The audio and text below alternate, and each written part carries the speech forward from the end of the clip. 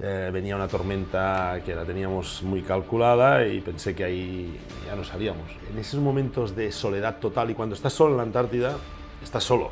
O sea, no ves nada vivo, nada. Temperaturas ahí sí que las calculábamos, la más fría fue 43 grados, pero siempre estábamos entre menos 20 y menos 40, digamos. Bueno, los días de bloqueo eran muy duros, realmente intentamos un día ver si podíamos avanzar, salimos de la tienda sin desmontar para hacer una simulación de avance. Era imposible, o sea, imposible. Oímos un estruendo brutal y te despiertas y te asustas. Pues ahí nos pasó lo mismo con el silencio. De golpe, estábamos siempre con un viento brutal y de golpe, ¡paró!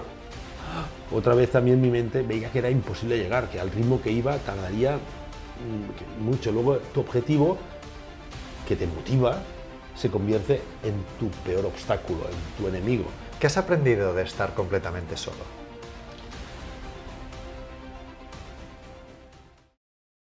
¿Qué es lo que sucede cuando llevas el cuerpo y la mente hasta el límite absoluto? Hoy conoceremos a alguien que ha hecho precisamente eso al cruzar la Antártida en solitario durante casi 50 días, enfrentándose al frío extremo, al viento, al hielo, pero a algo mucho peor: su propia cabeza. Hoy descubriremos qué sucede cuando estás completamente solo en uno de los lugares más hostiles del planeta y donde cada paso, cada decisión dependen solo de ti. Y en el capítulo de hoy nos visita Albert Bosch, quien ha completado las cimas de las montañas más altas de cada continente, ha participado ni más ni menos que en 9 Dakars y protagonizó una hazaña increíble al atravesar el Polo Sur hasta la latitud 0, completamente solo. Albert, ¿cómo estás? Bien, aquí, animado, preparando más proyectos, como siempre. A ver, empiezo fuerte. Dime un momento que has pensado, aquí me muero. Uno. No, por suerte no son tantos, no son tantos, porque intentamos gestionar bien los riesgos. Pero concretamente el momento más que me he llegado a despedir, o sea, ya está preparado, ya está, todo se acaba aquí y tal, fue en el Everest, precisamente bajando, porque un compañero tenía un edema clarísimo, había hecho unos errores de la planificación que habíamos hecho, no la estaba cumpliendo.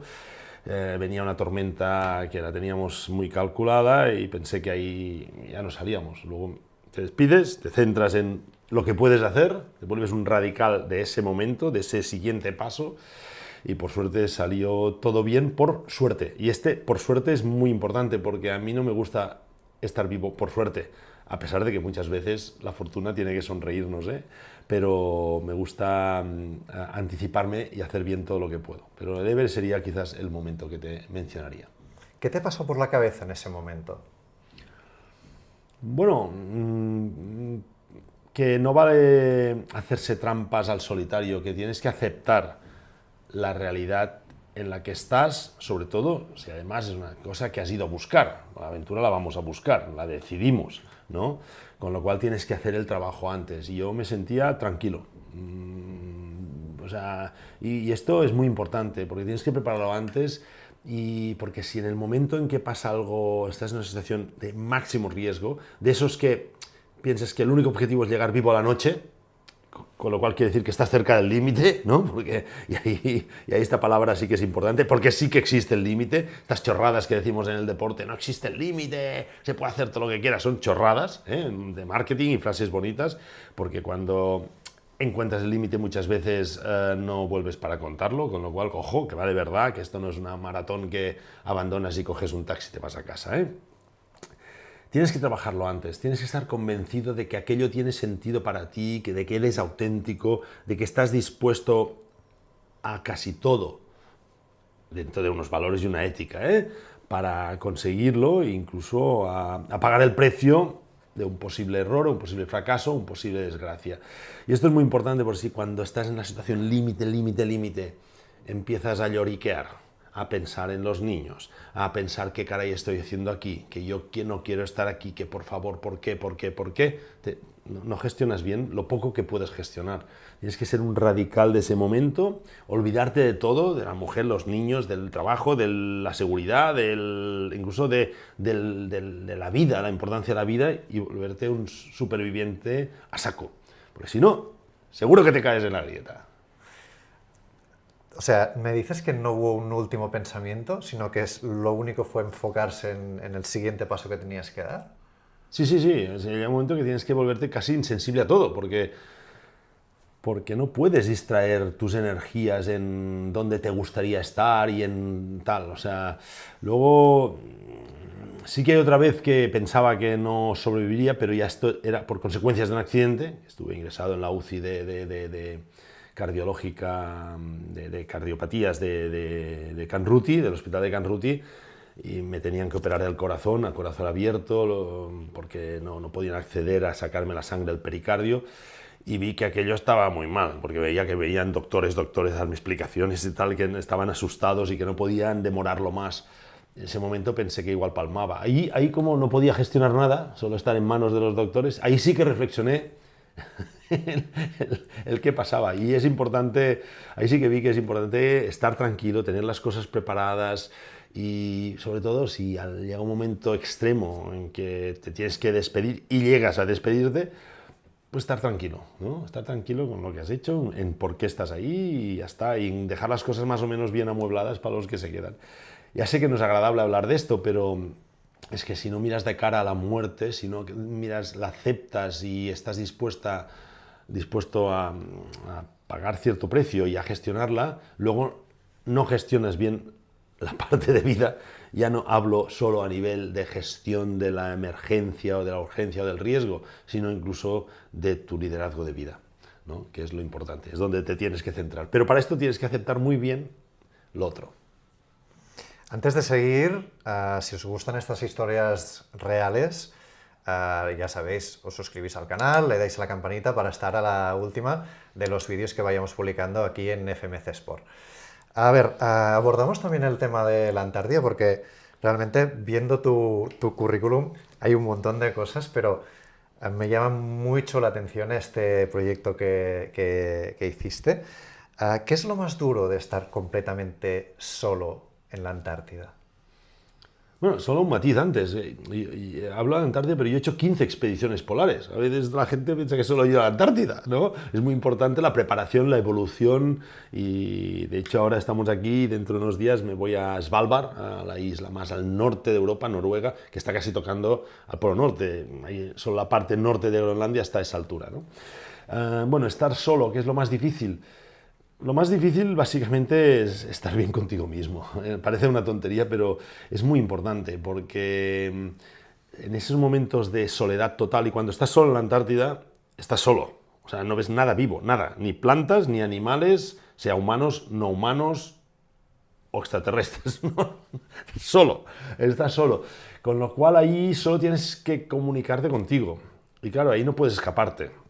No puedes distraerte, no puedes irte a ver un partido de fútbol, o irte a un concierto, o irte a un bar con amigos, porque muchas veces nos distraemos de nosotros mismos, que está bien el entretenimiento y está bien la comunicación y está bien cualquier cosa, de relación real o virtual o lo que sea, pero lo que no está bien es olvidarnos de comunicar con nosotros mismos. Y es una gran asignatura pendiente. A la gente le da miedo estar solo. Se aburre estando. ¿Cómo puedes aburrirte estando solo? Es que si te aburres, es como si nos vamos tú y yo de viaje juntos y yo me aburro contigo. Señal de que no estoy con el buen compañero de viaje, ¿verdad?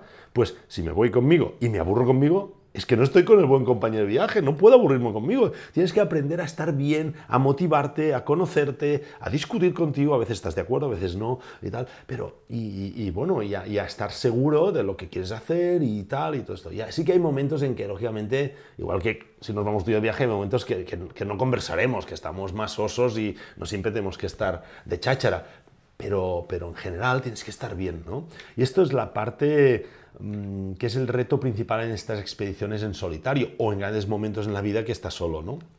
Y hay que ir alerta porque yo, por ejemplo, en el Polo Sur era un killer, lo hice muy bien, supe estar muy bien conmigo mismo, estaba ilusionado, me lo pasaba bien cada día, estaba feliz, pero igual me voy a otro sitio pensando que esto vendrá de serie y no es así, porque estoy en otro momento. Tengo otros problemas en casa, o no sé, en la vida, o estoy más nervioso y estoy más débil. O sea, el autoconocimiento y la gestión emocional es siempre clave para la vida y sobre todo para la vida extrema en el mundo de las aventuras.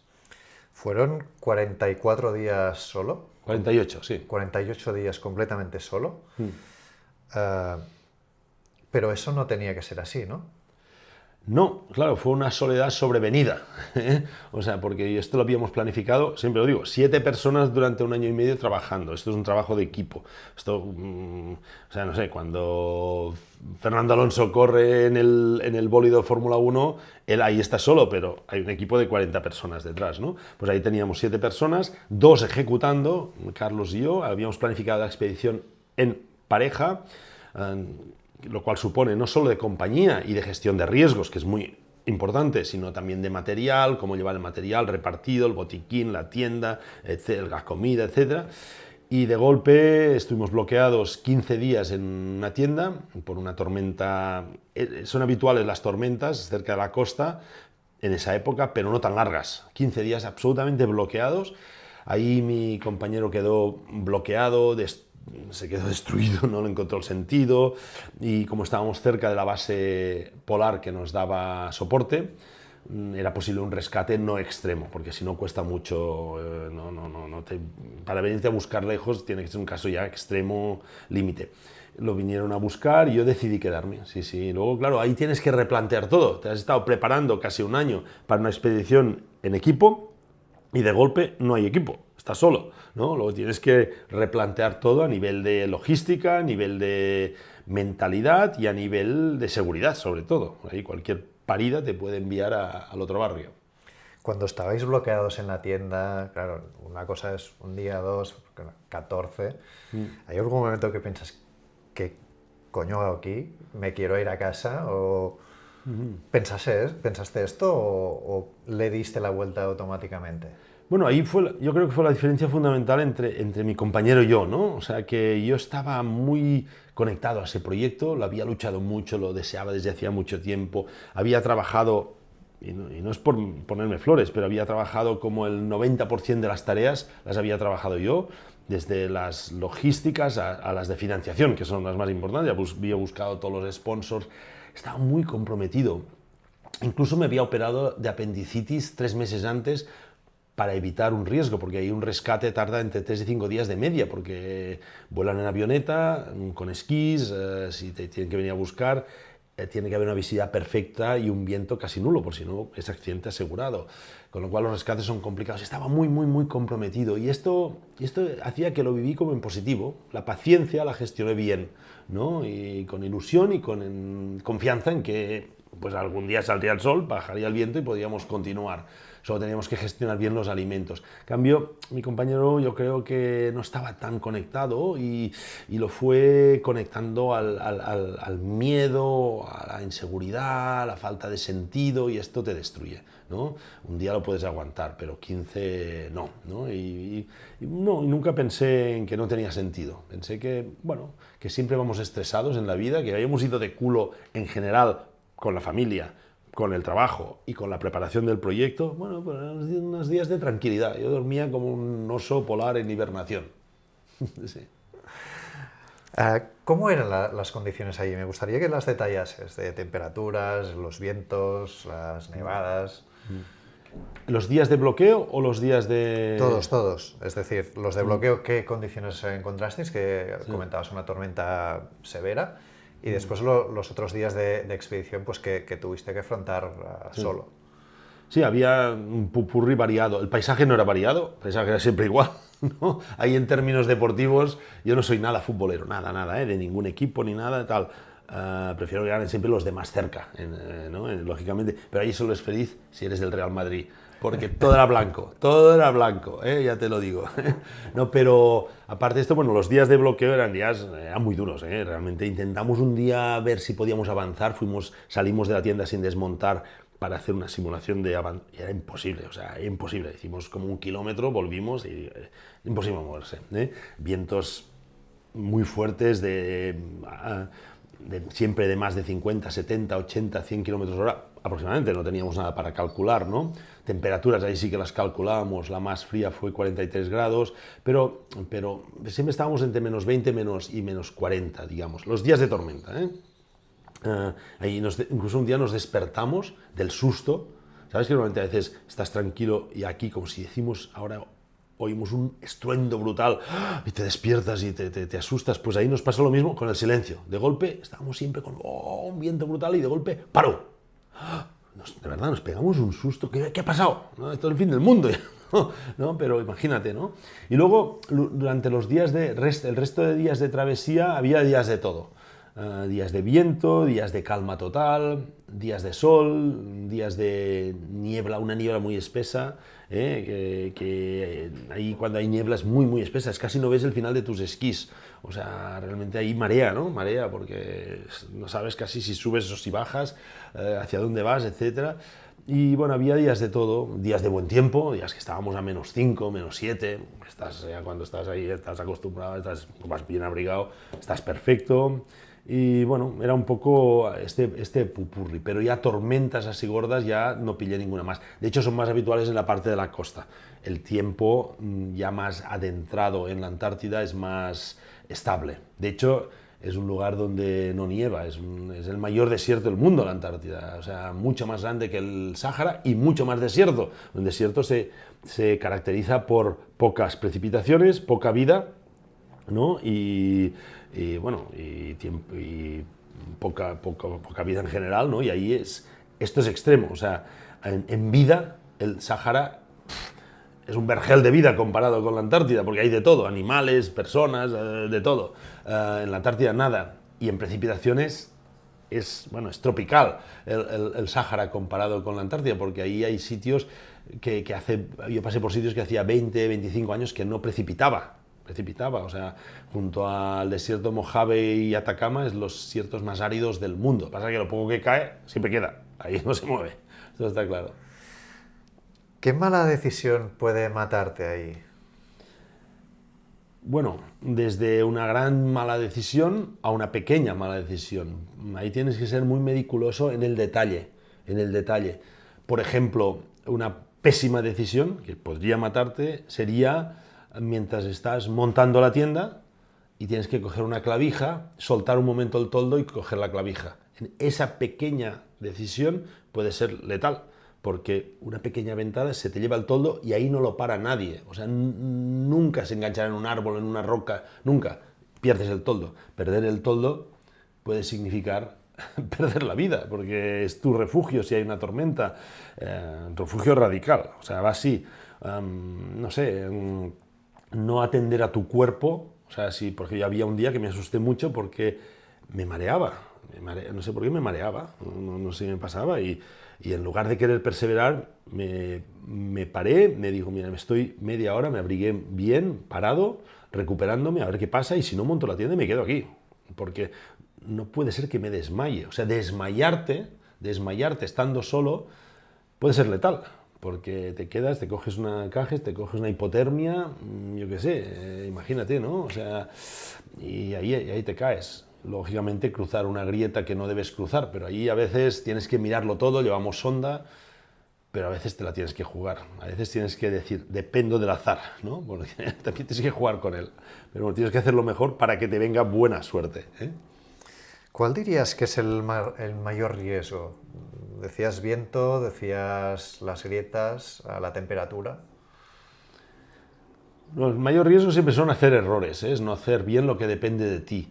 Pero en la Antártida concretamente el mayor riesgo son congelaciones y grietas, diría. O sea, tienes que ir muy al loro de esto. Luego hay muchos pequeños detalles, como esto de la tienda, que tienes que gestionar bien, lógicamente. ¿Qué llevabas exactamente en el trineo? Porque me pasaba, bueno, me has dejado ver un vídeo en el que, por cierto, no se veía absolutamente nada más que blanco y se veía el trineo. Sí. Ahí llevabas literalmente toda tu vida. Sí, tenía que sobrevivir con eso literalmente, o sea, no...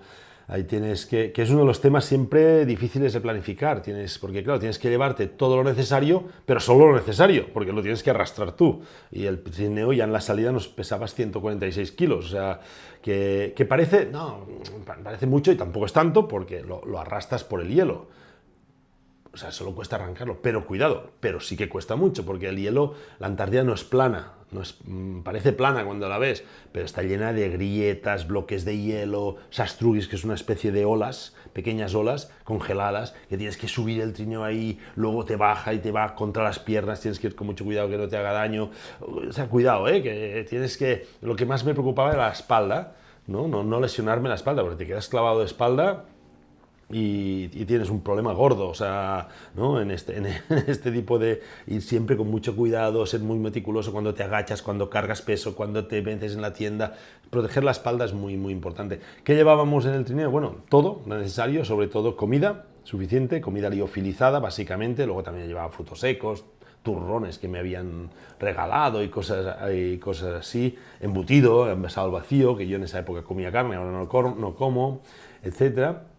Luego combustible, que es una especie de gas líquido, gas licuado, porque el gas no es eficiente, el gas butano, digamos, que camping gas de aquí no es eficiente calóricamente, y luego la gasolina se congela, ¿no? O sea, es un gas licuado especial ya, y bueno, vas con eso, y luego llevamos 2 calzoncillos, cuidado, que soy un tío limpio, o sea, 2 calzoncillos, me los cambié, a mitad de travesía me los cambié, ¿no? Porque cambiarse no es tan fácil, yo iba siempre con los calzoncillos, unas mallas térmicas, que esta era mi piel, no me lo saqué nunca, ¿no? Y lo mismo en la parte del cuerpo, o sea, tampoco hay mucha vida social ahí, o sea, tampoco, no se te queja nadie. Ni sudas mucho, ¿no? O sea, ropa la mínima, pero la necesaria, ¿no? Distintas capas y ya está. Y GPS, placa solar, lógicamente, para cargar energía para todos los aparatos. Ahí, por suerte, como siempre es de día, siempre carga, mucho carga, los días de mucho sol carga más, pero siempre carga incluso dentro de la tienda. Incluso durante el día llevaba la placa encima del trineo para que fuese cargando una batería de reserva, o sea, la energía es fácil de gestionar. El agua también es fácil de gestionar, tienes la que quieras, con lo cual combustible, comida y los elementos básicos para curarte, para reparar esquís, para cosas de estas, ya está. Hablamos de higiene. ¿Qué hacías también para asearte un poco? Porque, claro, una ducha ahí imposible. Sí. No, mi récord es esto. Yo he estado, 69 días sin ducharme. O sea, no está mal, ¿no? 69 días seguidos sin ducharme. Los que estuve en la base, los que estuve bloqueado ahí en la tienda y los 48 de marcha.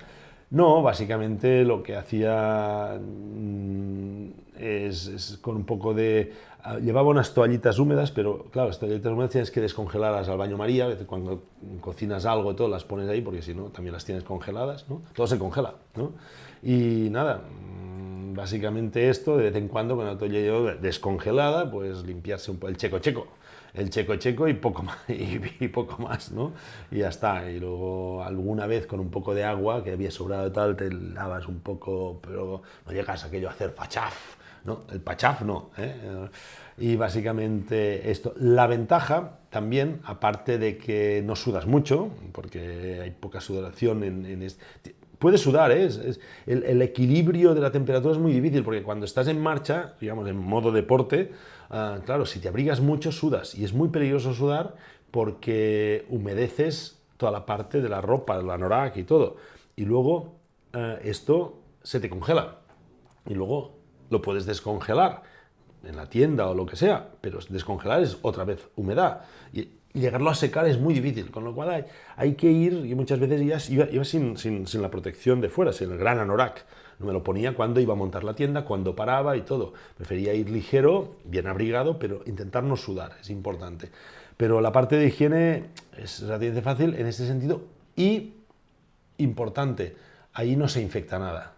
O sea, que incluso tuve una herida y todo, estaba preocupado y tal, no se infecta nada, no hay bacterias, no hay virus, ¿no? O sea, no se infecta. Esto es una gran ventaja también. A nivel de higiene, si alguien hace una expedición polar, le voy a dar un consejo. Llévate Gillette de afeitar, ¿eh? O sea, afeítate, ¿eh? Esto es muy importante, ¿eh? Yo no me había fijado y yo pensaba que los primeros expedicionarios así lo hacían pues porque era costumbre de la época, ¿no? De ir afeitado y tal. No, no, no, no. Básico afeitarse, porque si no, la barba te va creciendo con los días y se te congela, ¿no? Con la humedad, el sudor y el vaho y todo, se te congela y me había pasado, llegaba a la tienda a veces con el buff, la braga esta, enganchada totalmente a la barba, no me la podía sacar y cuando calentaba agua y todo, me ponía yo a ir al baño María, casi también hasta, para que ahí al final me pudiese sacar la braga y todo y poderme sacar todo, porque estaba todo enganchado, o sea, hay que ir afeitadito. Después, un tema escatológico, ¿cómo ibas al baño? Bueno, en esto puedo un día escribir un libro de esto, ¿eh? Soy élite. Si en algún deporte soy élite es en eso, que es muy importante ser élite en esto, Felipe, porque hay partes del proceso, la parte líquida la hacemos dentro, con una botella, ¿no? Y luego normal, ¿no? Y luego la tiras en el avance de la tienda, pues ahí con los caldos calientes que sobran y tal. La parte sólida la hacemos fuera, porque somos aventureros, pero no somos guarros, ¿no? Y esto hay que hacerlo bien, porque hay partes del proceso que no puedes hacerlo con unos guantes de esos tan chulos, ¿no? Necesitas precisión, ¿no? Con lo cual el riesgo de congelación es alto, de verdad, tienes que ir rápido. La revista te la lees dentro si tienes que inspirarte, tienes que ir rápido, prepararte y bueno, cuando estás ahí agachado, pues sobre todo los hombres, pues con un viento de 100 km por hora, 40 bajo cero, siempre hay un momento que piensas, de esto tengo 10, pero hay cosas en la vida que solo tienes una, ¿eh? O sea, cuidado, hay que hacerlo bien, ahí no puedes fallar, no way. ¿Cómo gestionabas el cuerpo? Porque, claro, también necesitas unos cuidados, ¿no? Después de algo tan exigente. Sí. No, bueno, básicamente hacía una especie de estiramientos, ¿no? Estiramientos, si hacía buen tiempo los hacía antes de ponerme en la tienda, porque cuando pones en la tienda, ahí estás mucho tiempo, horas y tal, y necesitas descansar física y mentalmente. Pero cuando tenía todo montado, todo dentro de la tienda, si hacía buen tiempo, antes hacía una especie de recuperación y estiramientos fuera, si no los hacía dentro. Y nada, cuidar lo mínimo. Bueno, esto es la aventura también, vas un poco a saco como puedes, ¿no? Volviendo a la parte mental, ¿hubo un momento que pensaste, ¿me puedo volver loco? Bueno, no tanto. Sí que hubo un momento, para mí el momento más duro mentalmente fue al poco de que cuando me quedé solo, sales como empoderado, ¿no? Esta es una nueva etapa, va, lo voy a conseguir, lo puedo hacer, sé que soy capaz, tal. Pero hubo un momento al cabo de 3 o 4 días que, claro, la mente, hablamos de fuerza mental, pero la mente también tiene mucha fuerza para hacerte rendir, para hacerte perder el sentido. La mente es cobarde, no es cobarde, no, está preparada no para hacer estas cosas. La mente lo que quiere es seguridad, tranquilidad y sobrevivir, no hacer estos temas. Es un tema del ego, quizás, ¿no? De la mente, ¿no? Y luego ahí me empezó a atacar sobre todo por la añoranza a mis hijos, ¿no?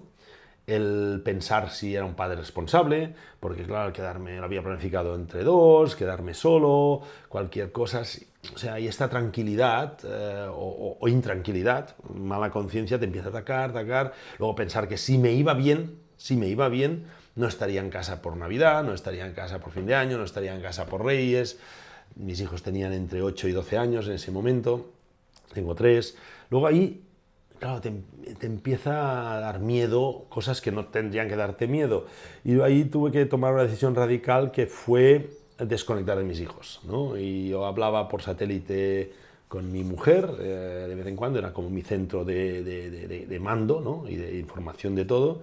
Y le tuve que pedir que no me hablase de los hijos, que no me pasase a ninguno, que no quería saber nada de ellos. No por egoísmo, sino por protección, ¿no? Necesitaba desconectar y tardé casi una semana en poder volver a hablar de esto y tal, porque tenía que trabajar, tenía que luchar con mi mente en este sentido. Otra vez también mi mente veía que era imposible llegar, que al ritmo que iba tardaría mucho. Luego tu objetivo, que te motiva, se convierte en tu peor obstáculo, en tu enemigo, porque ves que tu propio objetivo es lo que te hace imposible y lo que te desmotiva, es como una contradicción. Luego ahí va muy bien esto que hacemos los deportistas de ultradistancia muchas veces, es no pensar en el objetivo final, pensar, cortar el objetivo en tramos. Y yo pensé, mira, soy experto, súper experto en hacer travesías de 3 o 4 días. He hecho centenares en mi vida y sé que soy muy sólido en esto y sé que me espabilo y que lo aguanto y que sé resistirlo y tal. Pues no pienso en el Polo Sur, ya me olvido el Polo Sur. Pienso en los próximos 3 días. Yo soy capaz, súper capaz de hacer 3 días. Mi objetivo es 3 días y me ponía un premio. Siempre me ponía un premio. No sé. Una vez fue comerme un turrón de no sé qué, otra vez me acuerdo uno fue cambiarme los calzoncillos, gran día, ¿no? Gran día cuando iba por la mitad. Y siempre pues 3 días y ya está, y por tramos al final ves que el objetivo se va acercando. Porque si no sí que tienes que trabajar la mente, hablamos de fuerza mental, pero también es compensar la debilidad mental también, ¿eh? O la fuerza que tiene la mente para no hacer lo que tú quieres. ¿Te has asustado alguna vez de tu propio pensamiento? Sí, buena pregunta. Sí, sí, sí. Sí, en varios aspectos.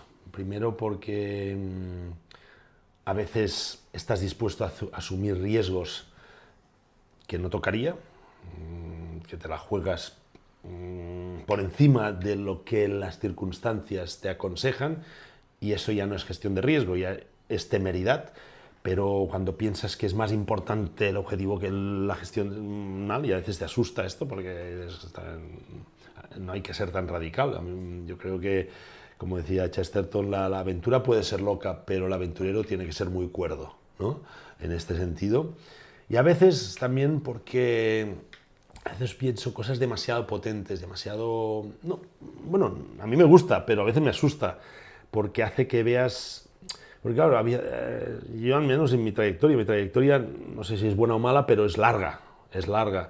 Y he sido muy fiel a este estilo de vida, porque realmente es auténtico, creo, porque esto se no hace muchos deportistas, incluso de muchas cosas, lo hacen una temporada. Ahora sacan una temporada, se emocionan, pegan el rollo a todo el mundo, y es la religión que tienen y tal, pero al cabo de un tiempo, o porque se han lesionado, o porque se han casado, o porque han tenido hijos, o porque el trabajo, porque o cambian... ¿no? Yo creo que ha sido auténtico porque llevo décadas haciendo esto. Y a veces, claro, combinas la vida normal, real, bueno, real, toda es real, pero más habitual, más tradicional, más rutinaria, podríamos decir, y en mi caso de familia, que para mí ha sido una prioridad, con una vida muy extrema, muy exótica, muy experiencial, muy intensa.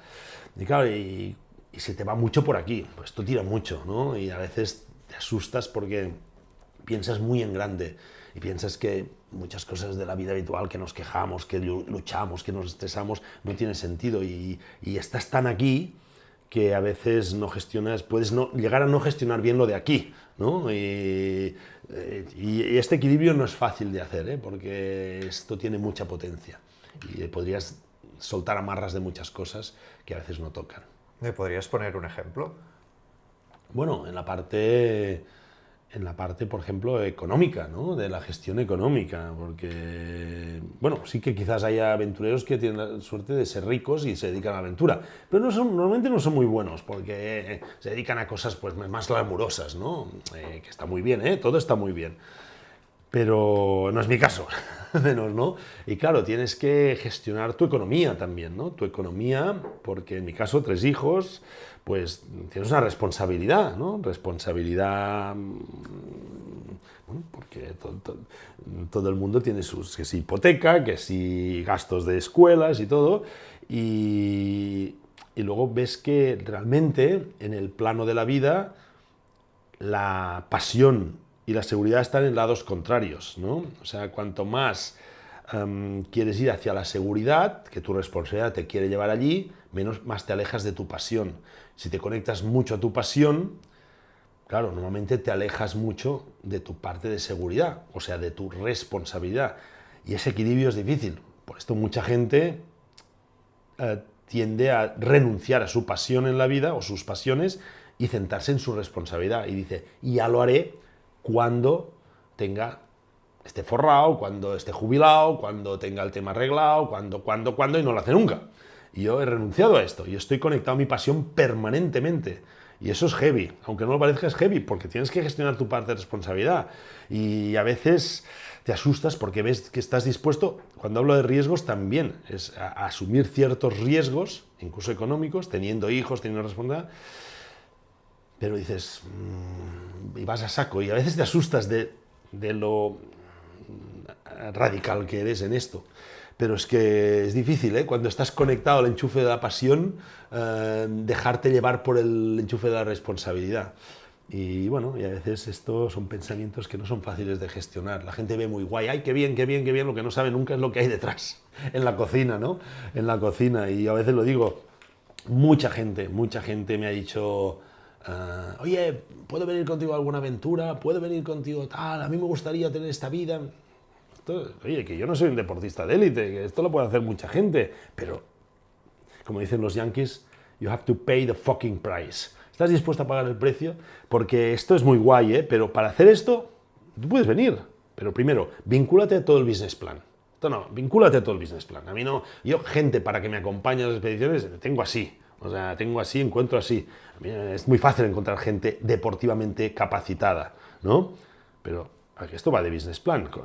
Me ayudarás a financiarlo, me ayudarás a buscar financiación, a buscar la logística, a prepararlo durante un año, a tal, y bueno, y luego no te giñes en el momento del riesgo, ¿eh? Porque hay gente que deportivamente está muy valiente, pero a la mínima se asusta, se bloquea y se escapa, ¿no?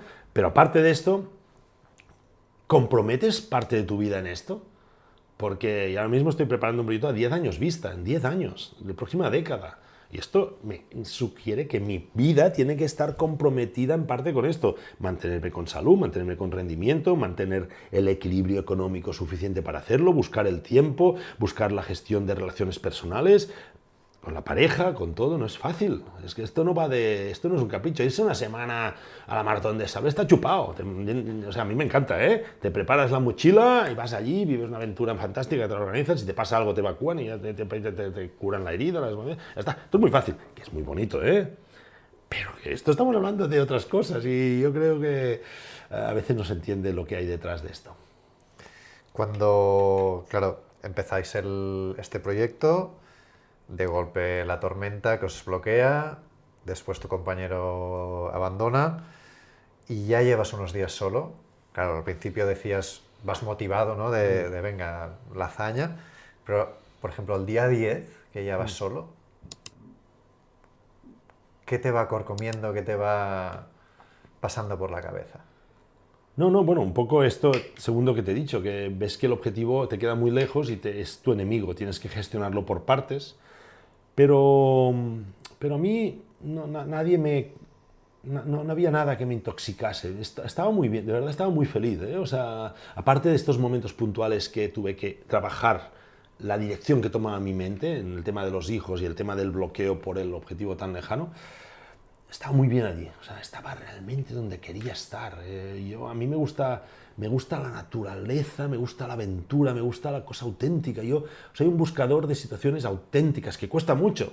O sea, y luego a mí me gusta mucho el deporte. Me gusta mucho pues, correr la maratón de Barcelona. Bueno, nada, correr una vez, es un ejemplo. Me gusta mucho, pero no es auténtico. O sea, está lleno, hay 10.000 personas, ¿no? O sea, en cambio, ahora me he hecho una travesía en bici de Madrid a Cáceres por el camino de Guadalupe, Real de Guadalupe, el camino de los descubridores.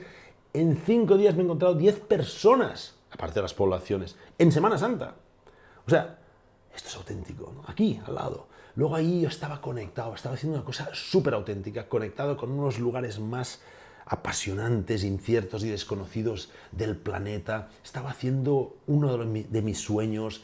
Estaba cada día con una oportunidad de inspirarme con el entorno, inspirarme conmigo mismo, de hablar, de conocerme. Estaba enchufado cada día, hasta el punto en que el día que ya sabía que llegaba al Polo Sur, y además tenía que llegar antes de tal día porque había un avión cargo de transporte de mercancías que me podía llevar, ¿no? De vuelta a la base, si no tenía que esperar una semana, ya sabía que llegaba, seguro. Además hacía buen tiempo y todo.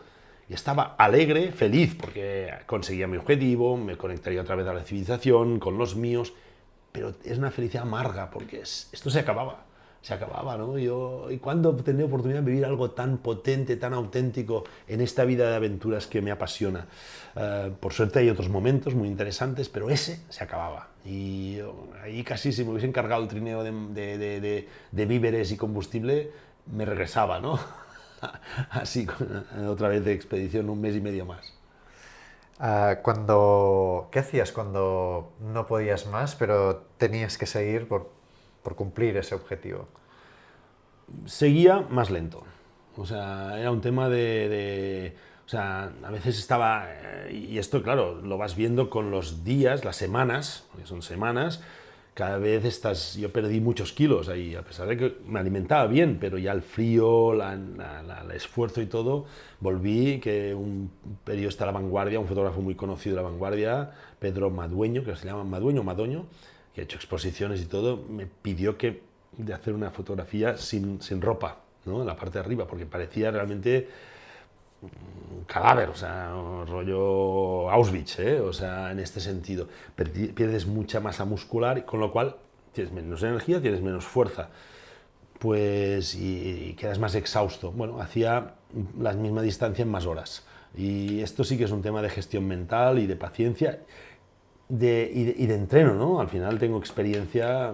Hacer esto sin experiencia a veces sale bien, pero es difícil porque te encuentras tantas cosas que no conoces de ti mismo que a pesar de eso te las encuentras, pero que no sabes tus límites y es importante conocerse física y mentalmente para poder hacer esto, seguro. ¿Qué es peor, el frío o la mente? Bueno, yo creo que siempre, o sea, todo es un reto, pero el gran reto que tenemos siempre está en la mente. O sea, la mentalidad lo marca todo. O sea, todo.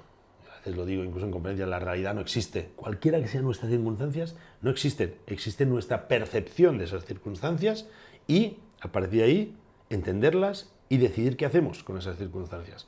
Y es la gran diferencia. Por eso una persona en una situación de la vida muy complicada lo usa para empoderarse, para aprender, para reactivarse, y otro pues lo usa para quejarse hasta coger ansiedad, hasta deprimirse, hasta quedarse bloqueado, hasta enfermar, ¿no?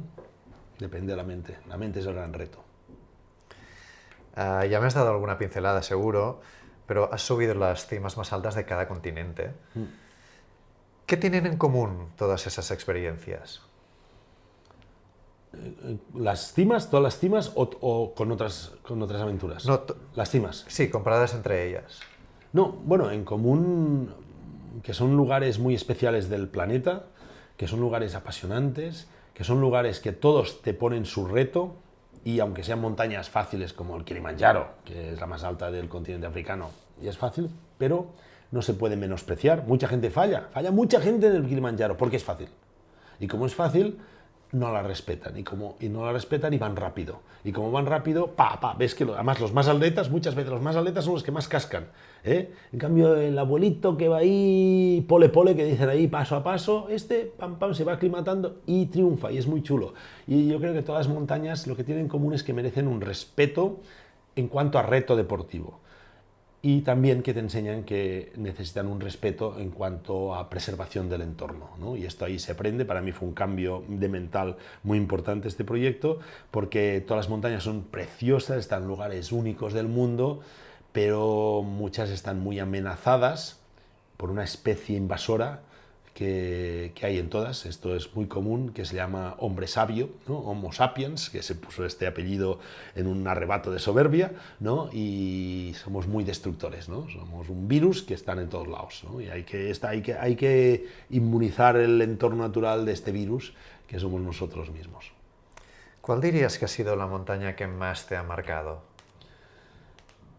De las del Seven Summits. Puede ser cualquiera, puede ser una que hayas subido aquí que te haya aportado una experiencia diferente o... Sí, no, porque claro, esto a veces parece que es como el Polo Sur. ¿Has hecho el Polo Sur? Bueno, y 15 montañas hacemos constantemente, ¿no? Y todas te marcan y todas, bueno, pueden ser muy peligrosas o muy apasionantes. No hay montaña pequeña. Ahora aquí en Cataluña se ha hecho muy famoso ahora el documental este del Balandrau, que es una montañita que está al lado de mi casa, que la subimos a pasear y que casi no hacemos haciendo esquí de montaña porque es demasiado fácil, ¿no?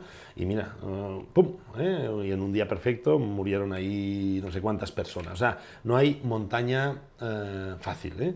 Quizás de los Seven Summits la que más me marcó, quizás fueron dos. Una es la pirámide de Karsten, la selva papúa, porque esto que te he dicho para mí fue una experiencia ya muy próxima a una autenticidad del 100%, porque ahí hacía 10 años que no se podían hacer expediciones, solo se podía hacer esa montaña yendo en helicóptero, porque había guerras tribales entre las tribus de Papúa, y fuimos la segunda expedición que autorizaban después de estos enfrentamientos, y fue un lío, teníamos que estar 8 días para llegar a la base, tardamos 21, se perdieron, y bueno, pero muchos lo interpretaban como qué desastre, y yo digo, hostia, qué chollo, qué regalo de la vida, estamos conviviendo 20 días con la tribu de los Moni, esto es un regalo a la vida, que contratamos a 7 para que nos ayudasen a portear, y vinieron 20 y pico, vinieron hasta un niño, una mujer, venían ahí como, fue bestial, ¿no? Y te hace reflexionar mucho en cuanto a la naturaleza, la montaña, también ahí está la mina de oro más grande del mundo en esa isla,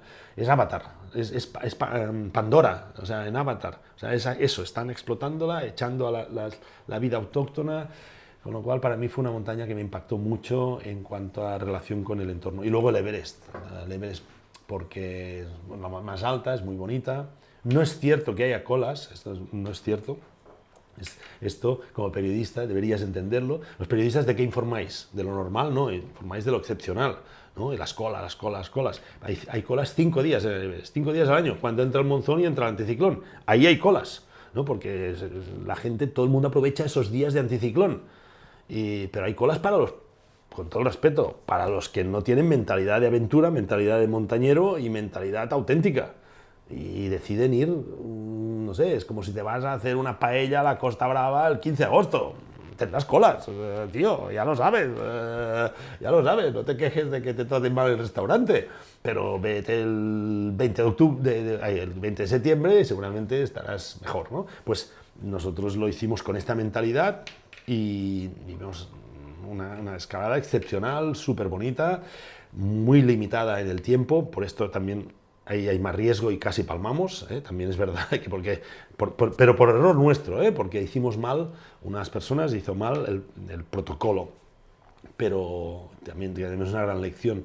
Pero bueno, es una gran montaña y ahí me cambió mucho el chip. La manera de relacionarme, para mí el Everest lo identifico porque es claro, estuve en la cima de la montaña más alta del mundo y aparte de llevar el ego a lo más alto, que dices, mira, ya estoy tranquilo, mi ego ya lo he subido allí, pero aparte es que estás allí y tienes literalmente todo lo que es tierra bajo tus pies, todo, no hay nada más arriba que tú. Y esto para mí fue una sensación de responsabilidad máxima. Y a partir de ahí dije que no quería relacionarme con esa tierra, con el planeta, de una manera negativa, siendo parte del problema, perjudicándola, ¿no? No solo quería disfrutarla, sino que quería lo mejor para ella y cambió toda mi visión en conexión con la sostenibilidad, en los deportes que iba a hacer o actividades tenían que ser neutrales o con impacto positivo. Mi manera de vivir ha cambiado a partir del Everest, por lo tanto sí que me impactó, sí. O sea, tú en la cima del Everest decretaste esto. No, es mentira. No fue en la cima, porque en la cima solo quieres una foto y bajar. O sea, no estás para muchas reflexiones filosóficas, ahí estás en modo muy radical. Pero sí que desde allí, toda la reflexión, el impacto del Everest y estar en esa cumbre, bueno, el momento de estar en esa cumbre, dice, qué fuerte, tío. Eso sí, no se puede subir más alto. O sea, con tu propio... Si tienes que coger un avión, un globo estático, yo qué sé, para subir más alto. Qué fuerte. Esto sí, pasa que luego la reflexión a partir de ahí fue esta. Digo, hostia, porque si un viaje en general no te cambia un poco o te evoluciona, no es un viaje, es una colección de fotos, ¿no? Es consumir turismo. Pero un viaje extremo, como ir a la montaña más alta del mundo, si no te cambia, hace evolucionar un poco, o la Antártida o la selva, es que, tío, es que ahí solo vas a coleccionar fotos para el Insta, ¿no? Que también está bien, pero es mucho más importante que eso. Y para mí fue un gran clic, bueno, porque me gusta reflexionar. A mí me gusta mucho lo que hago, hacerlo porque me apasiona, por contacto con la naturaleza, por el deporte, que me encanta, pero luego me gusta mucho extraer reflexiones, aprendizajes, bueno, lecciones e incluso cosas que pueda compartir con la gente, porque es parte de mi trabajo, pero además es que me apasiona la actitud y la conducta humana. Esta pregunta también se la hice a Valentí Giró, que tenemos una charla muy interesante en el canal que os recomiendo. ¿Qué te enseñan las montañas que no puedes aprender en ningún otro lugar? Bueno, yo pienso que también está un poco sobrevalorado. O sea, quiero decir que las montañas te enseñan mucho, pero cosas que también pueden aprender los navegantes en el mar, los exploradores polares, incluso cada día luchando en tu vida diaria aquí, ¿no? O sea, de todos lados podemos extraer lecciones si observamos, si lo integramos y lo decidimos. O sea, lo que pasa es que en la montaña es más exótico. Y en la montaña, como en muchas expediciones de otro tipo, cosa que no pasa, por ejemplo, en el deporte normal, hay un fallo, va de verdad. O sea, yo qué sé, pues el Barça o el Madrid pierden, ay, no sé qué, no sé cuánto, un drama, porque hay mucha pasta detrás, ¿eh? La pasta y tal, y pasiones y todo, pero bueno, si no gana este partido, gana el otro. Y si esta temporada le va mal, tiene la otra, ¿no? Y en Fórmula 1 lo mismo, y en MotoGP, y en maratones, y el deporte está muy bien, pero estás en un entorno más o menos controlado, ¿no? Más o menos, siempre hay riesgos, ¿eh? Pero... cambio, en la montaña, o en la Antártida, o en el mar, en según qué entornos, no ganar el partido puede ser palmar, ¿no? Y esto no lo arreglas el lunes, ni hay otra segunda temporada, ni hay tal, ni todo esto. Con lo cual, claro, ¿qué te enseña? Pues a valorar la vida de verdad, para salvarla y para vivirla, te enseña a hacer muy bien lo que depende de ti, te enseña a que los límites sí existen y que no todo es posible, por favor, que cuidado, a respetar el entorno, te enseñan a ser humildes, las aventuras en general, yo diría más allá de las montañas, te enseñan a ser humilde, porque, y esto me gusta mucho, y he leído mucho, me gustan los libros de exploradores y todo, y claro, ellas tenían que ser humildes ante el entorno. Colón, dejando aparte los prejuicios que podamos tener en la colonización, el descubrimiento y todo, pero cuando se atreve a cruzar el Atlántico, claro, ahí sabe que cualquier viento, cualquier ola, con esas cáscaras de nuez con las que iban, les puede enviar al carajo, ¿no? Y esto, con la tecnología, nuestro desarrollismo, nos hemos apartado de esto. Ahora somos unos dominantes de la naturaleza, lo dominamos todo, y nos hemos convertido en unos soberbios, porque la tecnología, los GPS, los barcos, los aviones, no sé qué. Luego viene una tormenta en Valencia y nos mata a 100 personas porque la naturaleza tiene fuerza, ¿no? Y hemos perdido esa humildad y diseñamos las autopistas y diseñamos el urbanismo sin pensar en la fuerza de la naturaleza. Somos unos soberbios y esto cuesta vidas, ¿no? Pues la montaña, la naturaleza extrema, las aventuras te enseñan en que dependes del entorno, que tú ahí eres muy pequeño. Y eso yo creo que es una gran lección también. Después también has emprendido otros proyectos como, llevas 9 Dakares a cuestas. ¿Cómo empiezas algo así? Bueno, empecé por allí, que es distinto. Empecé por allí, porque yo, en mi pueblo, yo soy de Sant Joan de las Abadesas, en la provincia de Girona, cerca de la frontera. Hay mucha afición al montañismo desde siempre, al montañismo y al trial, a la moto de campo. Yo me aficiono a estas dos cosas. Curiosamente, casi nunca me he aficionado a deportes que estuviesen delimitados por una raya. Porque yo cuando oía que decía, ¡fuera, fuera! ¡Que ha sido fuera! ¿No? Yo fuera, yo vivo fuera, yo ya estaba fuera. Nada, coña, pero es verdad, curiosamente no, esto de estar limitado no me ha gustado en sitios cerrados, ¿no? Y me dediqué mucho al montañismo y al trial, a la moto de campo enduro. Fui evolucionando, empecé a coger ilusión, quería ser deportista, quería vivir alrededor del deporte. Y me esforcé mucho, empezaron a apoyarme, algún taller y todo, luego empecé a soñar con el Dakar, descubrí a Juan Porcar, primer español que participó en el Dakar, me leía todo en la revista Solomoto y ese se convirtió en mi sueño hasta que pude ir como deportista, ¿no? En un equipo que organizó Solomoto y Honda precisamente, ¿no? Debutantes. Y el primer año me rompí el brazo, el segundo año terminé mi sueño y luego pensaba que ya me contratarían en algún equipo y nadie me contrataba. Vi que era bueno, o podía ser bueno, pero no podía ser élite. Y luego me pensé, ¿por qué no te organizas tu equipo? Porque tienes otras capacidades, aparte de dar gas, ir al gimnasio, ¿no? Y he estudiado ADE, tal. Y empecé a pensar en montarme mi equipo, que el primero lo monté en coche, siendo copiloto de Pepe Busquets, que es el primer español en silla de ruedas que participó en el Dakar. Y la petamos, a nivel mediático, a nivel todo, la petamos. Y fuimos los primeros en la historia, esto es un dato, primero en la historia, el primer equipo en la historia que termina el Dakar conduciendo con las manos fue Pepe Busquets, conmigo, liderando el equipo y de copiloto. Y antes lo habían probado 6, no habían acabado. Claro, ahí la petamos, conseguimos vender otra vez el patrocinio, poner 2 coches, yo me convierto en piloto del segundo coche. Participamos 3 veces más juntos, él nunca más termina, abandona el Dakar, nunca más ha acabado el Dakar, nadie en silla de ruedas. El Dakar auténtico, el africano, nunca más. El único piloto en la historia que ha terminado el Dakar africano, el siguiente es Isidre Esteva en Sudamérica, que tiene mucho mérito como carrera, pero la vida allí no tiene nada que ver. Motorhome, es otra historia, con todo el respeto, que tiene mucho mérito. En África es un lío. Lo intentaron algunos después del 2000 hasta el 2007, tampoco terminaron, Albert Llovera, un israelí, etc. Y bueno, me voy liando haciendo proyectos singulares.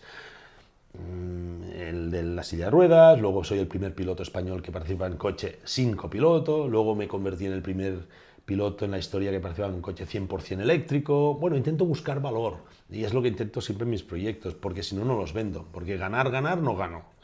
Lo siento, tienes un deportista que no gana. Pero bueno. No, dice, bueno, es extenso el pensamiento de que en el deporte se pierde mucho más del que se gana, sí. Porque al final pues solo gana uno, sí. Cuando compiten miles, ¿no? Sí. No, y para mí me hubiese gustado ser deportista de élite y ganar, porque bueno, pero me gusta mucho el deporte, me apasiona el deporte. Pero bueno, yo creo que tuve la lucidez de ver que no era mi camino, pero en cambio que quería que fuese mi camino. Y el camino se puede recorrer de muchas maneras. Para mí el deporte al final es un medio. La aventura es el objetivo, ¿no? En este sentido. ¿Qué está más cerca del límite para ti? ¿Competir o explorar? Más cerca del límite, en el sentido de... ¿Una situación extrema o...? Bueno, son cosas, depende de cuál es tu enfoque y cuál es tu objetivo, ¿no? O sea, si tu objetivo es ganar el Roland Garros, que será dentro de poco, o ganar la Champions en tal, o ganar el campeonato, pues competir es el límite, porque ahí estás luchando con los mejores del mundo, ¿no? Del mundo, y es muy heavy, cuidado, o sea, a mí me hubiese gustado estar en esa lucha, supongo, en alguna de las modalidades. Pero explorar es otro límite distinto, ¿no? Porque te enfrentas a otros retos distintos. Ahí no estás con los mejores del mundo. La ventaja es que no tienes que ser el más rápido, el más valiente, tal. Tienes que ser el más eficiente, el más astuto, sobre todo el más acertado a la hora de gestionar riesgos. Y bueno, son límites distintos, ¿no? Son límites distintos, situaciones. Hay personas que deportivamente son unos cracks. Yo a veces pongo el ejemplo, ¿no? A veces incluso lo pongo en conferencias, y digo, Maratón de Barcelona. Corre Albert Bosch, que lo sepas, y Tamirat Tola, actual campeón olímpico de maratón, etíope. ¿Quién crees que ganará? ¿Por quién apuestas? Creo que no hay duda, ¿no? Ni que se doble el tobillo, ni que se tenga diarrea y se tenga que ir a un hotel, tal. Es que ni así lo pillo, o sea, imposible. Pero me voy a la selva del Amazonas, una ultramaratón de 700 kilómetros en autosuficiencia, en orientación, humedad relativa del aire del 95%, con bichos, con todo, todo se infecta, y corre Tamirat Tola, campeón olímpico de maratón, y Albert Bosch. ¿Por quién apuesta? Estoy asistiendo. Posiblemente ganará él, pero deportivamente, evidentemente está a años luz mío, pero ahí hay otras circunstancias y hay que gestionarlo todo. Y ahí yo tengo oportunidades, ¿no? Con lo cual soy experto en gestionar estas situaciones, en adaptarme y tal. Y bueno, son entornos distintos. O sea, el deporte es la base de los dos, pero uno es competir y ganar contra los mejores, otro es digamos, competición propia en un entorno muy incierto, muy inestable, muy complejo y arriesgado. Una difícil, Albert. ¿Cómo te definirías como persona? No, esa es fácil, ¿eh? Es fácil, ¿eh? Soy un vitalista comprometido. Bueno, no sé, se me acaba de ocurrir ahora, ¿eh? Vitalista comprometido. Vitalista porque doy mucha importancia a la vida, y a la vida quiero decir a mi vida y a la vida, ¿no? A la vida del planeta, la vida más allá de los humanos incluso, ¿no? De otras especies, de la naturaleza y todo. Para mí es muy importante, por esto el vitalismo no solo lo aplico a vivir con pasión, sino a comprometerme con esto, y comprometido porque intento ser fiel a esto, porque yo creo que es fácil conectarte con la pasión, es fácil querer tener una vida llena, es fácil buscar temas intensos, incluso es fácil valorar, por ejemplo, no sé, el medio ambiente, la biodiversidad, es fácil, pero comprometerte es la diferencia, ¿no? Y yo estoy muy comprometido, me siento comprometido con esto, forma parte de mi identidad, de mi convicción, de mi prioridad, y pienso que podría definirme así como persona, ¿no? En este sentido. Luego te ponen títulos, que si aventurero, que si emprendedor, que si escritor, que si, yo qué sé, estos son títulos que vas evolucionando en la vida. Pero me la tomo en serio la vida, sí, sí, sí. En este sentido me la tomo en serio. ¿Qué tiene que, o cómo tiene que ser una persona para hacer lo que haces tú? Bueno, apasionada, auténtica y muy currante, básicamente, muy currante, porque cuesta mucho montar esto, ¿no? Pero currante, hay muchas personas que son currantes, pero luego no son apasionadas y auténticas, con lo cual curran en cosas que no les interesan, ¿no? Luego el tema está en conectar todo, ¿no? Ser currante, pero en lo que te apasiona, en lo que te hace auténtico, ¿no? Y definirlo bien. Y claro, cuando eres auténtico, auténtico de verdad, o sea, no auténtico que te gusta mucho aquello, que te... No, no, no, que es auténtico quiere decir que eres eso. Autenticidad quiere decir que eres eso, no que te gusta eso, que eres eso, es tu identidad, con lo cual curras mucho en lo que eres auténtico, en tu identidad, y estás dispuesto a perder otras cosas, perder otras oportunidades, a pagar el precio que decíamos, y una persona tiene que saber ser radical en eso. Radical no es atrevida, loca, sino conectarse, buscar sus raíces ahí. Radical también viene de raíces, ¿no? Y cuando estás con las raíces ahí, eres sólido. Y no es fácil, tiene que ser y sobre todo, además, y añadiría, aceptar y acostumbrarte a vivir con incertidumbre.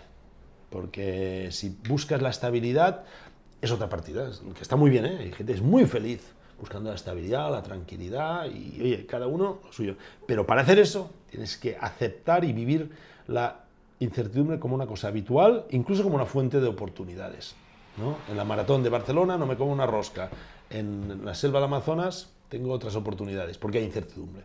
Luego, y esto todo junto no es fácil, pero o sea, lo puede hacer mucha gente, pero tiene que unir todas estas variables. No tienes que ser el mejor en nada, pero ser un poco global. Tú que has estado en lugares tan extremos como el Polo Sur, ¿en qué crees? ¿Una religión? ¿Energías? Bueno, no soy muy creyente, ¿no? Me gusta ser más pensante, ¿no? En este sentido. Creo mucho podríamos llamar, en el Pachamama que dicen, en la Tierra, en el planeta, en la vida en el planeta. Creo que realmente tenemos una energía brutal, que solo aprovechamos muy poco y la gestionamos mal, la entendemos mal, y que está muy conectada, ¿no? Que está muy conectada, no sé si por el mismo hecho energético, físico, que se podría estudiar científicamente, por la conciencia, por el universo, no lo sé. Pero no tengo necesidad de creer en soluciones enlatadas, digamos, ¿no? porque sobre todo llega un momento que no puedes, o sea, tu capacidad de pensar está limitada, ¿no? Está limitada, ¿no? Y hay cosas que no podemos explicar, no lo podemos explicar, ¿no? Es imposible, pero como el ser humano está muy inquieto porque cree que es tan sabio, tan sabio, tan sabio, que lo puede explicar todo, viviría muy infeliz sin poderlo explicar todo. Con lo cual llega un momento que inventa una creencia, lo que sea. Ya está, y unos creen en esto, lo otro, lo otro, lo otro, lo otro, lo otro, lo otro, y con esto están tranquilos, pues están tranquilos. Y es una gran, aunque sea redundante, tranquilidad de estar tranquilo, ¿no? ¡Ay, qué bien! Ya lo tengo solucionado, ya no tengo que pensar porque esto es una creencia. Bueno, y está bien, está súper bien. Mientras no toques las narices a los demás, está muy bien. Te ayuda. Yo no lo he necesitado, ni en momentos extremos, ni en momentos de despedirme, ni en momentos de estar solo. No, me gusta aceptarlo todo y estar abierto, pero no tengo necesidad de aferrarme a nada, ni de ver cosas raras, ni nada. Mira, cosas así, ¿no? Ayer se lo decía a mi pareja, que ella tiene unas creencias distintas, no religiosas, pero sí es una experta en gestión energética y todo, y de la vida, de la transmutación y cosas de estas. Y digo, mira, pues quizás sí. Pues mira, cuando esté moribundo y tal, el día antes me convierto, ya está. Así lo soluciono, ya veré. Como explorador, veremos si hay algo que explorar, ya está, ¿no? Pero bueno, me lo tomo así, pero muy en serio, ¿eh? Porque es una reflexión muy interesante y creo que si estás abierto sin cerrarte a una creencia, aprendes mucho, porque hay gente muy sabia y hay conocimiento ancestral en todas las culturas, en todos los lugares del mundo, pues no sé, en Papúa o Borneo eran más animistas, ¿no? Valoraban, cuando mataban un animal, daban las gracias a la tierra, hacían un ritual, porque ellos no matan animales, pero se alimentan. Aquí hemos convertido el consumo de animales en industria, en producto. No somos dignos de la vida, no somos dignos, ¿no? Qué manera distinta, ¿no? Cambio, no sé, hay personas que creen mucho en el Islam, que son muy auténticas, o en el budismo, o en el chamanismo, o en el catolicismo, pero todas son sabidurías que vale la pena aprovechar y destilar, porque todas vienen de algo. Lo que pasa es que muchas veces se utilizan para controlar el poder, para hacer política y para intervenir en los demás. Pero a mí me gustaba vivir una mentalidad muy abierta, porque hay mucho que aprender de todo el mundo. ¿Qué te mueve realmente? ¿En la aventura o en general? En la vida. Bueno, me mueve, o sea, la vida creo que es un don que tenemos como especie evolucionada, como lo que sea. Me mueve vivirla con intensidad y con sentido, ¿no? Con sentido, con intensidad, porque yo no sé si habrá otras vidas, pero por si acaso esta es apasionante. Vivimos en un planeta apasionante, no sé si iremos a Marte o no, de hecho me gustaría ir, ojalá Elon Musk me invite allí y tal, me encantaría, pero por exploración, no por dejar este planeta, ¿no? Este planeta es magnífico, de momento es el mejor que hemos detectado en todo el universo, de momento, y hay que aprovechar el planeta y hay que aprovechar la vida, pero haciendo honor a la vida y haciendo honor al planeta, o sea, no aprovecharlo solo para nosotros, como un producto de consumo, la vida como consumo, el planeta como consumo, sino con responsabilidad, con sentido, con respeto, con valores. Y para mí es muy importante, de verdad, ¿eh? De hecho, incluso llevo aquí una camiseta, I'm part of the solution. Y quiero vivir al lado de la solución, ¿no? Me gusta. ¿Qué me mueve? Vivir en positivo. Vivir en positivo para mí, para mi intensidad de vida, para mi salud, para bienestar, me lo tomo muy en serio, porque es mi vida, y para mi entorno, y mi entorno no solo es mi familia, porque ser buena persona con la familia, es que no era muy buena persona, ¿por qué cuidas a tus hijos? Ahora solo faltaría, lógicamente, si no cuidas a tus hijos, tal, pero solo faltaría, eso es lo mínimo. Cuando eres buena persona, eres cuando cuidas aquello que no te devuelve nada, quizás. Bueno, sí que te devuelve, pero porque al final todo te devuelve, pero que no te devolverá un favor, no es tu hijo, no es tu madre, ¿no? Cuando cuidas más allá, ¿no?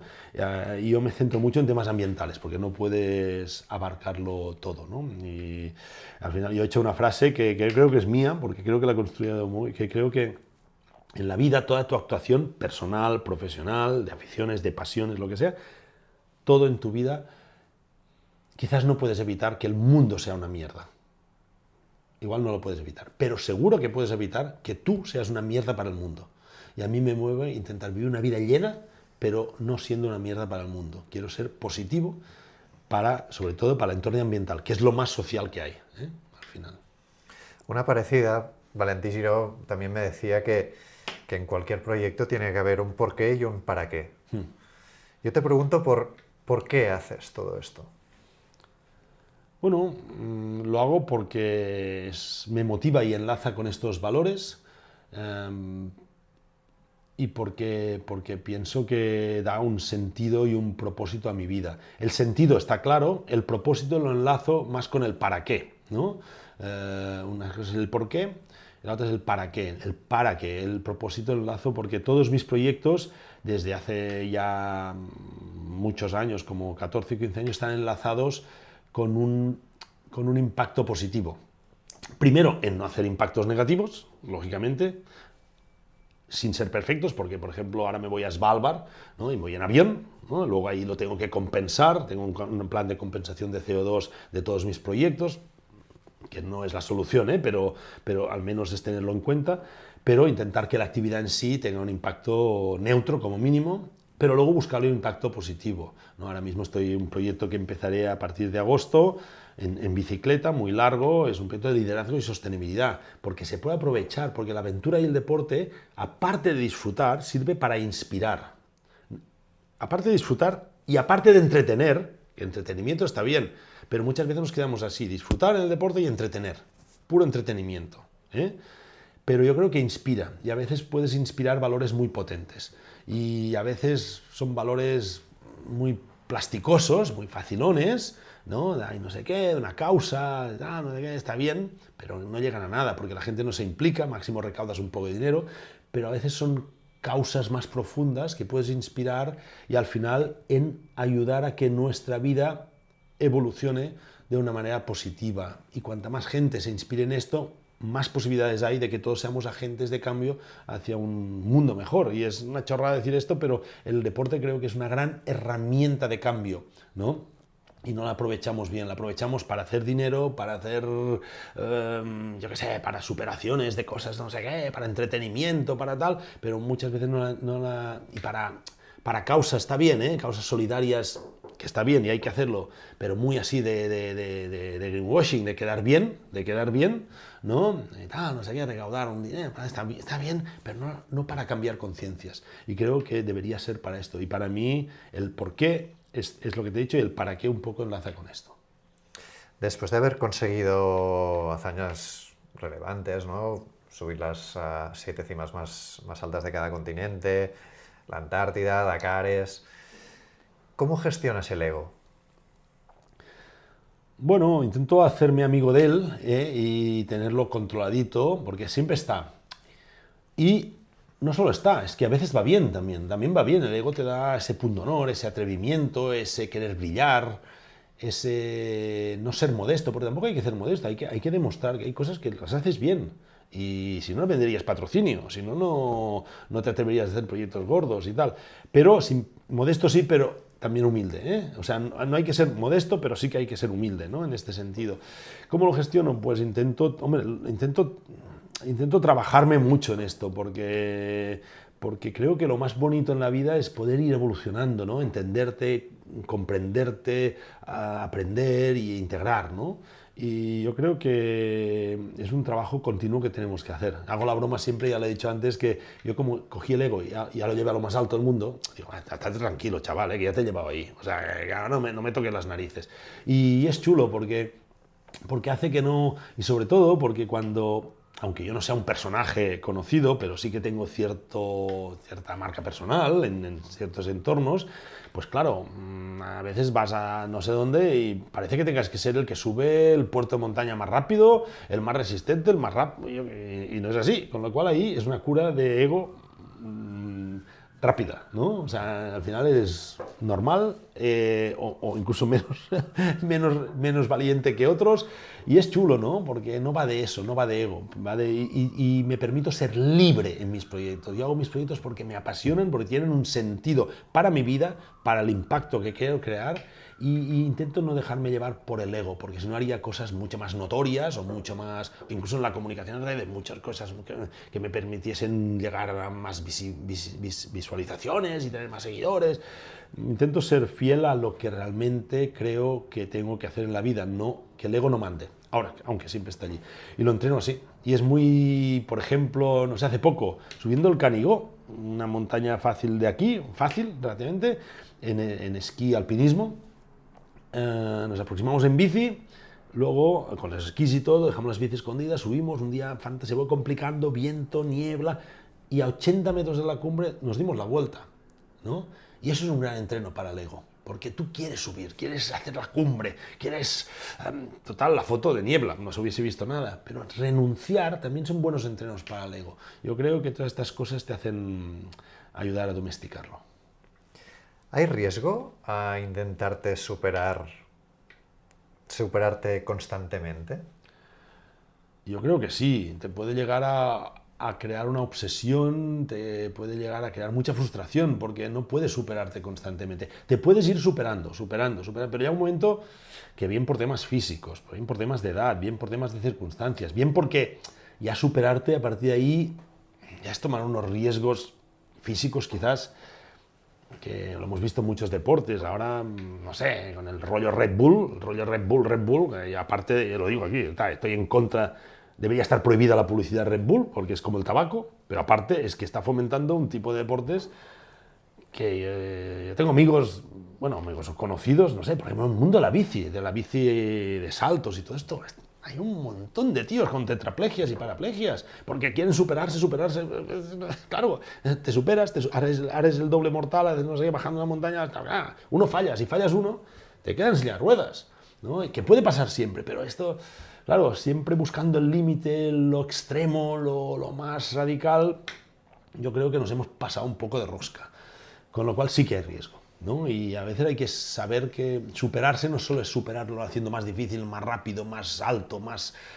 Superarse precisamente es evolucionar y hacerlo que tenga más sentido, que tenga más valor, que, no sé, tenga más calidad. Se pueden superar de muchas maneras, porque si no, al final, bueno, que está bien, y al final las grandes gestas que hemos conocido es porque alguien quería superarse siempre, pero tenemos que saber siempre dónde está el límite o dónde queremos ponerlo, ¿no? Yo, por ejemplo, hice el Everest con oxígeno, quería hacerlo sin oxígeno, pero no me veía capaz y renuncié al ego, a la autenticidad, porque es doping, pero no podía superarme porque veía que el riesgo era demasiado alto y me puse ese límite, y no pasa nada, y hay que reconocerlo. Mientras seas honesto, lo que no puedes inventarte cosas que no son. Y en la aventura y en la montaña hay mucho fantasma. Pasamos a un bloque un poco más distendido, si te parece. Cuando volviste de la Antártida, ¿qué es lo primero que te apeteció comer? Sí, lo tengo clarísimo. Soñaba con eso.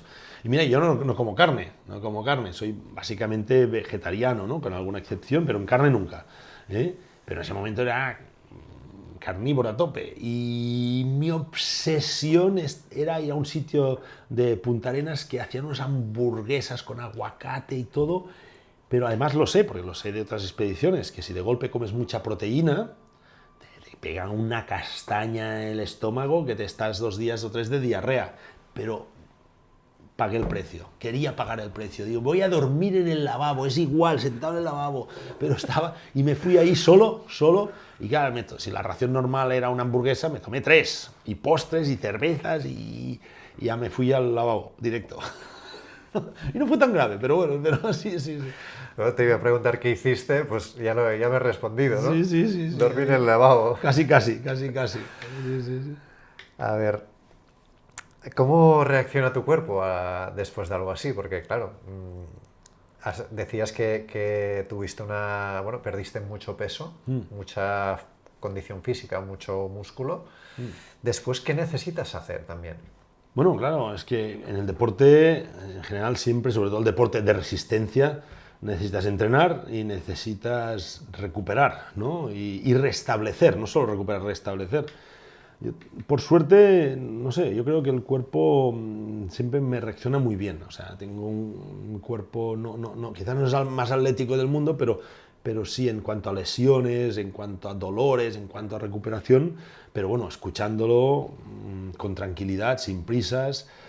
Y para mí, no sé, lo prioritario siempre es la salud y el rendimiento a largo plazo, ¿no? Y le doy mucha importancia. Ahora mismo, yo por ejemplo, corriendo, me gusta mucho correr y correr de larga distancia, tipo maratón de sable. Estas he hecho muchas por todo el mundo. O sea, la maratón de sable la he hecho 2 veces, pero he hecho otras 7 en el desierto de Ica, en Kalahari, en Laponia, en el Gobi, en sitios muy distintos, ¿no? Con la misma modalidad de autosuficiencia. Y ahora quería hacer una en Namibia, pero me rompí la tibia del peroné hace 2 años ya, con una rotura muy distal y ahora tengo el pie desviado. Corro, pero no sé si podré volver a correr esto, ¿no? Y podría hacerlo. Yo ahora me planteo correr en Namibia y corro y rendiré bien y tal, pero quiero estudiarlo, quiero recuperar el cuerpo, quiero aprender cómo está funcionando, porque si me dedico este año o 2 años a correr, lo correré y tendré un buen rendimiento ahí. Pero igual luego tengo dolores de rodilla, tengo la cadera no sé qué, y claro, hay que escuchar el cuerpo de una manera integral y hay que entender. Claro, si yo fuese Rafa Nadal y me queda una temporada, porque sé que es la última, pues me pongo tapings hasta en las patillas, ¿eh? y me juego el físico, lo que sea, y me gano no sé cuántos millones ese año, bato el récord de Grand Slams, es otra liga, y lo entiendo, ¿eh? Pero hay que entender que mucha gente se destroza el cuerpo, se destroza. Yo tengo muchos, muchos, muchos amigos y conocidos que se han destrozado para ser el quinto de veteranos del campeonato de Cataluña de duatlón. ¿Qué sentido tiene? ¿Eh? Esto sí que es ego. Lo sé, es ego porque no escuchas el cuerpo, no respetas tu cuerpo.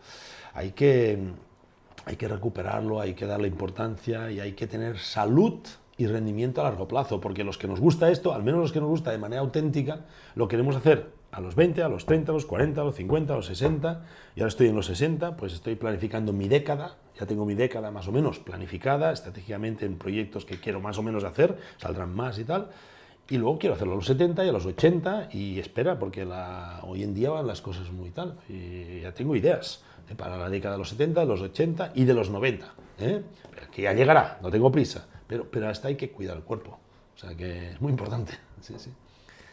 ¿Cómo se vuelve a la vida normal después de un proyecto que has hecho? Bueno, siempre es una adaptación, ¿eh? Cualquier proyecto, te vas una semana en bici con amigos y parece que está un mes, ¿no? Porque la intensidad es muy fuerte y el tiempo es elástico, ¿no? O sea, por un lado parece que te pase muy rápido, pero por otro lado la intensidad es tan gorda que está un mes fuera.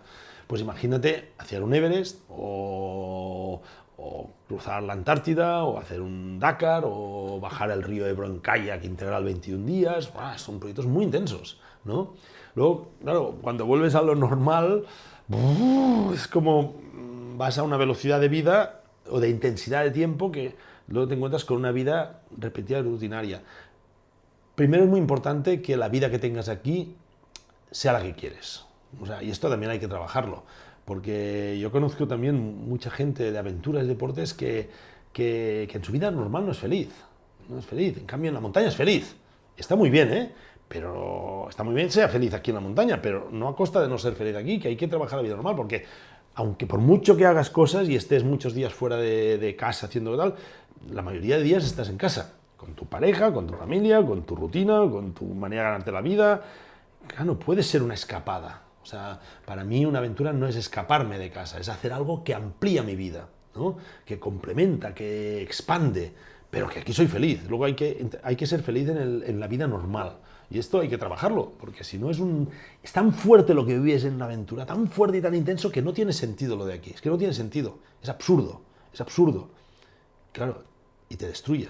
Y luego conozco mucha gente que en la vida normal son muy fuertes en la montaña, mentalmente y lo que quieras, o en la montaña o en la aventura, y aquí son unos mindunguis.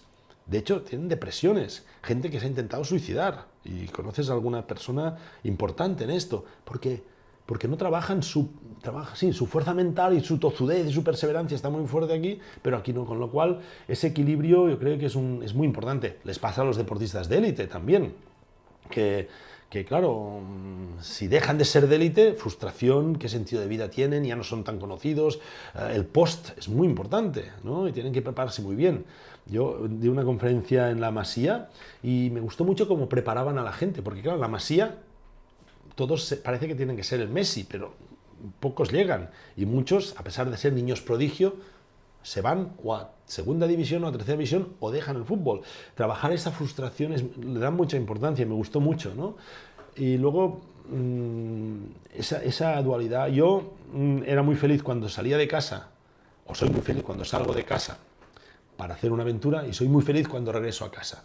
Y de verdad que esto es un equilibrio que es importante, ¿no? Pero bueno, por ejemplo, ya te pongo un ejemplo. Imagínate, Antártida, solo aislado del mundo un mes y medio. Regreso aquí, además, fue una expedición que se convirtió en muy mediática, sobre todo en la zona de Cataluña, porque se hablaba solo de esos días en los medios de un tío que estaba solo en la Antártida, aislado. Pues volví aquí y pasé de la soledad total a un baño de masas que nunca he tenido en mi vida. O sea, de hecho, mi agenda me la cogió la agencia de comunicación. Yo no tenía agenda durante 2 semanas y me decían por la mañana, te recogen a las 9, te llevamos a Cataluña Radio, luego a TV3, luego vamos a no sé dónde, luego a Televisión Española. Y me llevaban. O sea, era pasar de estar solo a una locura, ¿no? Pero bueno, al final es la parte divertida. Lo bueno de estas expediciones que hago yo es que tienes tiempo de pensar y no te coges, puedes anticipar muchas situaciones y si le das importancia, pues las puedes ir trabajando. ¿Sabes que quizá eres la primera persona que ha grabado un videoclip en la Antártida? Bueno, nunca es la primera porque va otra gente, pero sí. Bueno, claro. Además es importante grabar, porque fíjate que cuando Roald Amundsen llegó al Polo Sur, ¿no? Primer hombre que llegaba en la historia, el mundo supo que habían conseguido llegar al Polo Sur como 2 meses antes, cuando llegaron a Nueva Zelanda. O sea, en cambio yo al minuto podía estar hablando por satélite con una radio, ¿no? O sea, la diferencia, estamos en la época que tenemos que crearnos nuestra comunicación, que no es fácil, ¿no? Y de hecho salió un documental que el 80% pasa dentro de la tienda. Estaba solo, no podía grabar mucho. Tampoco era muy interesante fuera, de todo igual, ¿no? Hubiesen sido las imágenes todas iguales. Pero sí, bueno, al final todos somos primeros en algo, si vas buscando, ¿eh? Sí. ¿Qué tenía de especial esa canción de Camila Vargas que cantaste allí?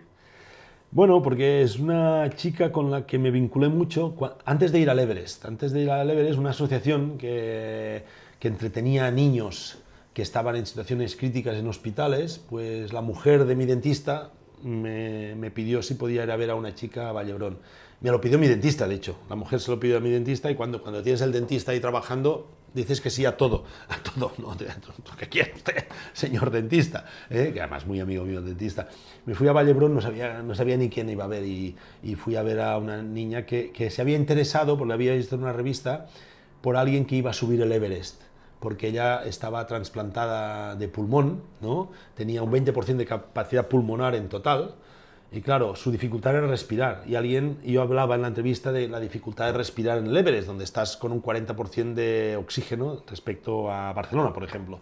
Ella se interesó y pensaron que llevarle... Y bueno, y entramos en conexión. De hecho, quería ser cantante. Además, ella quería ser cantante y me cantó a capela en el hospital de Vallebrón, con un 20% de capacidad pulmonar, me cantó la canción que estaba componiendo.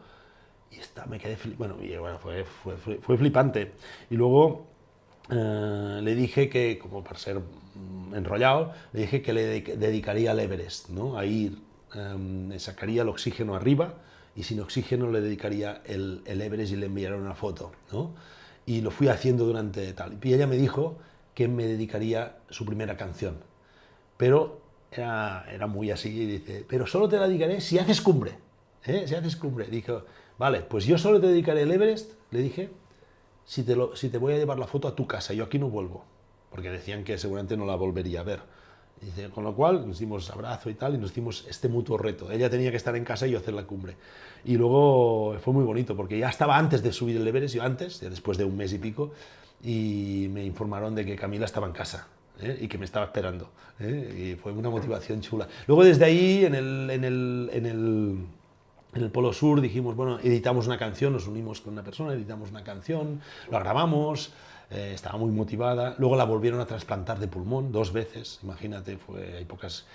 Y dije, vamos a hacer un LP entero, ¿no? Y buscamos recursos, hicimos un LP entero, fue muy chulo. Ella murió ahora hace ya 4 años, porque ya al final no podía evolucionar más, pero bueno, son cosas estas chulas en la vida que a través de una persona pues te conectas a muchas personas que, porque al final hacer aventuras y vivir la vida con pasión cuando tu cuerpo te sigue, cuando tienes salud y cuando todo te va de cara, está muy bien, pero vivir una vida conectada a tus ilusiones, a tus pasiones y a lo que quieres hacer cuando la vida te va en contra, tiene mucho más mérito, ¿no? Y hay personas que lo consiguen, por esto yo las admiro mucho y siempre que puedo las apoyo. Sí, sí. Después de todo lo que has hecho, ¿qué te queda por hacer? Pues ahora empiezo, esto ha sido un entreno, todo esto ha sido un entreno. Ahora viene lo chulo. Queda muchísimo, es que el mundo, por suerte, aún está bonito, aún es apasionante, aún tiene cosas muy interesantes a descubrir no para el mundo, sino para uno mismo, ¿no? Y creo realmente que me vienen unos años, unas décadas muy interesantes en la aventura. Por suerte en la aventura no tienes que ser el más rápido o el más fuerte, ¿no? Con lo cual puedes ir adaptando la aventura. Yo, por ejemplo, ahora entro en una etapa en que haré muchas cosas en bici interesantes. Y es que esto te he comentado, por ejemplo, la semana pasada hice un viaje de 5 días en bikepacking, en gravel. Usando el deporte vivía una experiencia absolutamente auténtica aquí en Extremadura. Es que pues, hay gente que se va no sé dónde, que hay miles de personas, ¿vale? Cada uno lo suyo, tú, pero yo a lo auténtico y tal, el deporte me permite eso, ¿no? Y ahora tengo expediciones en bici muy potentes, pensadas, muy potentes, ya tengo unos temas patrocinados y tal chulos, ya los anunciaré pronto. Tengo también el kayak, que es una vertiente donde estoy evolucionando mucho y he hecho muchas expediciones en kayak, algunas fluviales, descendí el Ebro entero, que es muy complicado, descender el Ebro entero desde Fontibre hasta el mar, 21 días. El año pasado descendí el Támesis, crucé toda Inglaterra por río, por el Támesis, que es una visión totalmente distinta a la realidad de un país y tal. Ahora nos vamos a finales de julio a hacer todo el archipiélago de las Islas Lofoten, en Noruega. Además vamos a pasar por santuarios de orcas, que es impresionante. O sea, hay muchas cosas a hacer, muchas. El mundo está ahí para ser explorado con respeto y con responsabilidad, sí, sí. ¿Sientes que necesitas seguir llevándote al límite o esas cosas tan extremas como Everest, Antártida, ya van quedando un poco más atrás? No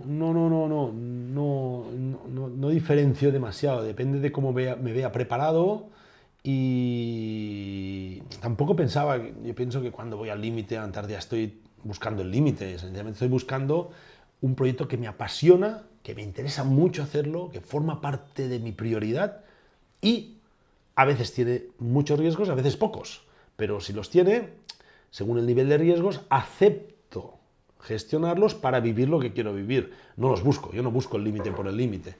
Y sé que haré proyectos en el futuro que son muy interesantes y el riesgo será moderado y alguno, pues el riesgo será alto. Si es muy alto y no estoy dispuesto a aceptarlo, no lo haré. Yo, por ejemplo, ni ahora ni a los 30 años hubiese aceptado escalar el Annapurna. No forma parte de mí, nunca. ¿Me gustaría hacer algún otro 8000? Sí. ¿El Annapurna? No. ¿El K2? No. Porque son límites de riesgo que no, por mi capacidad y por mi amor a la vida y por mi capacidad de gestión de riesgos, no quiero asumir. El Annapurna cae en avalanchas cada 2x3, una puñetera lotería todo el rato. Yo no soy únicamente especialista en alpinismo, con lo cual renuncio. Pero haré cosas que estarán más cerca del límite y otras que no lo estarán tanto. No es un parámetro que me haga decidir esto. Vamos llegando al final. ¿Qué has aprendido de estar completamente solo? He aprendido que todo empieza allí. O sea, y si no, vas mal. Tanto tu propio liderazgo de vida como tu propia comunidad, familia, amigos, tal, como tu vida profesional, como los equipos, las organizaciones, todo empieza en la persona, sin ese, no las personas, no, la persona. Todo empieza allí, porque si aprendemos a relacionarnos con nuestras parejas, con nuestros amigos, con nuestros padres, con nuestros compañeros de trabajo, con la sociedad en general, pero no aprendemos a relacionarnos con nosotros mismos, somos débiles de salida. Es que el paso número 1 es ese.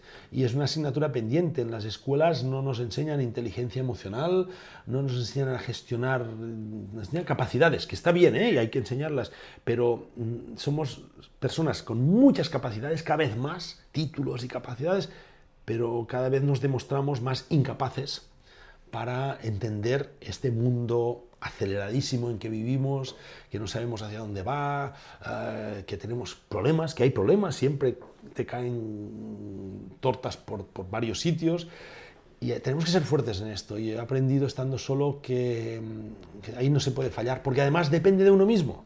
O sea, no depende ni de Pedro Sánchez, ni de Feijóo, ni de Donald Trump, ni de nada, depende de uno mismo. O sea, desde nuestra individualidad, no por individualismo, pero sí como individuos, tenemos que aprender a liderazgos. El liderazgo personal es la clave para tener una buena vida. A partir de ahí viene el liderazgo de organizaciones, de proyectos, de familias, de amigos, lo que sea. Pero todo empieza ahí y es una asignatura que a veces o está pendiente permanentemente o se descubre demasiado tarde. Y ahí se forran los psicólogos y los coaches, que está muy bien para su profesión, pero mejor intentar, es como los médicos, está muy bien cuando tienes un problema grave, pero la salud tienes que gestionarla tú, está en tu liderazgo personal, no en el médico. El médico te reparará cuando tengas un accidente o una enfermedad grave, pero mira de no llegar a ello. ¿Dónde está el límite del ser humano? En general, bueno, realmente yo creo que está muy lejos, no lo sabemos, pero está muy lejos, ¿no? El tema está muy lejos, pero mucho, porque, y más ahora pasaremos, estoy convencido que pasaremos fronteras de evolución del ser humano que veremos en nuestra vida, tú aunque seas más joven, pero yo también la veremos, porque no es... Veremos fronteras porque al final el ser humano ha evolucionado mucho en tecnología, ha evolucionado mucho en salud, en gestión, pero ha evolucionado poco en capacidad mental, ¿no? Y ahora estamos a punto de hacer explotar esto por los aires, porque nuestra capacidad mental se disparará con temas, lógicamente, de tecnología, y no solo la IA, muchas más cosas. O sea, el límite está muy lejos. El tema está en lo mismo que hablábamos antes. Si no somos conscientes de dónde queremos poner el límite o dónde nos podemos pasar de rosca, ¿no? Y cuando te caes en una grieta y te matas, ya no hay alternativa. Cuando haces evolucionar tanto el ser humano hacia un punto en que ya desprecia lo humano, no sé qué va a pasar. Ahí yo creo que entraremos en una frontera muy difícil de entender y gestionar. El problema ahí es que además puede crear unas diferencias sociales importantes. Así como antes era, yo qué sé, a ver, la sangre te determinaba tu vida, la sangre, si era sangre real o aristocrática, tal, luego era la tierra, luego era la industria, luego ahora es el capital, porque ya la industria no es el capital la que manda. Dentro de poco creo que será nuestra capacidad de humanos que marca la diferencia, como una capacidad, habrá humanos que tendrán capacidad expandida y humanos que no. Y esto va a crear diferencias muy grandes, y es un gran reto. Es apasionante, siempre ha habido cambios en la vida, yo intento tomármelo como un reto y vivirlo en positivo, pero serán momentos de cambio y de transformación interesantes, vamos a ver. Pero voy con mentalidad explorador, porque si no, pringas seguro, porque te abruma. Te lanzo ya la última, y estoy seguro de la respuesta que me vas a dar. ¿Ha valido la pena todas estas expediciones que has hecho, todas las vivencias que has vivido? Hombre, ¿qué te voy a decir? Claro, si yo realmente no pensaba que iría por aquí mi vida, porque yo al final siempre he sido un loco de hacer esto, de tal, apasionado y todo. Ahora mismo estoy a punto en 3 días vuelo a Svalbard y estoy emocionado como si no hubiese hecho nunca nada en mi vida, ¿no? la isla donde hay más osos polares que personas, ¿no? Sí, al final ha ido tomando sentido. Y claro, cuando ya llevas una trayectoria larga, aparte de lo que has vivido, es el sentido de lo que has vivido, ¿no? Porque muchas veces me preguntan en términos deportivos, ¿tú cómo entrenas? Yo digo, no, yo no entreno. ¿Por qué? Porque entrenar es algo que te pones un objetivo y entrenas y es un sacrificio. Claro, esto lo puedes hacer para un objetivo, para una temporada, pero no 40 años o 50 años, ¿no? Porque es agotador. Luego no entreno, yo disfruto. El deporte forma parte de mi hábito de disfrutar. Luego a veces, pues si tengo que hacer kayak, preparo más la parte lumbar, la parte de no sé qué, la parte de brazos, todo. Si tengo que hacer no sé qué, pues tal. Si tengo, lógicamente, ¿no? Preparo específicamente. Pero sí, ha valido la pena. Y lo que quiero es que todo esto me sirva de plataforma para que el resto de mi vida valga la pena. ¿Hay alguna pregunta que crees que no te haya hecho y que quieras explicar? No sé, no, porque ya ves que como me enrollo mucho, puedo explicar muchas cosas, ¿no?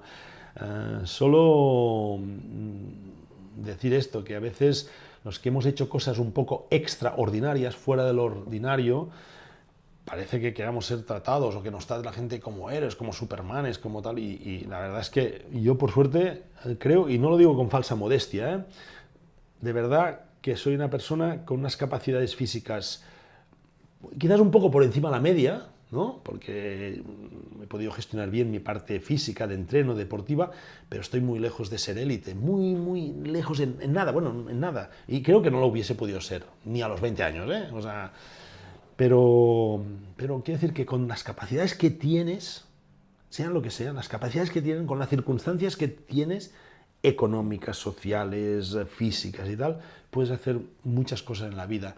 Solo tienes que hacer una cosa fundamental, es decidir hacerlo. Si decides hacerlo, cambia todo. Pero claro, y ser consecuente, ¿no? Y tenemos mucho más poder. Cualquier decisión cambia nuestra vida, cualquier decisión, pero la tenemos que tomar. Y esto, no, ya sé que no todo depende de nosotros, ya lo sé, pero siempre estamos a una decisión de cambiar muchas cosas y a veces necesitamos el coraje para hacerlo. Y porque si no podemos vivir la vida que no queremos y esto es el peor fracaso. Oye, Albert, pues muchísimas gracias por haber pasado por el canal y sobre todo muchísima suerte en tus nuevos proyectos y retos que te vayan surgiendo.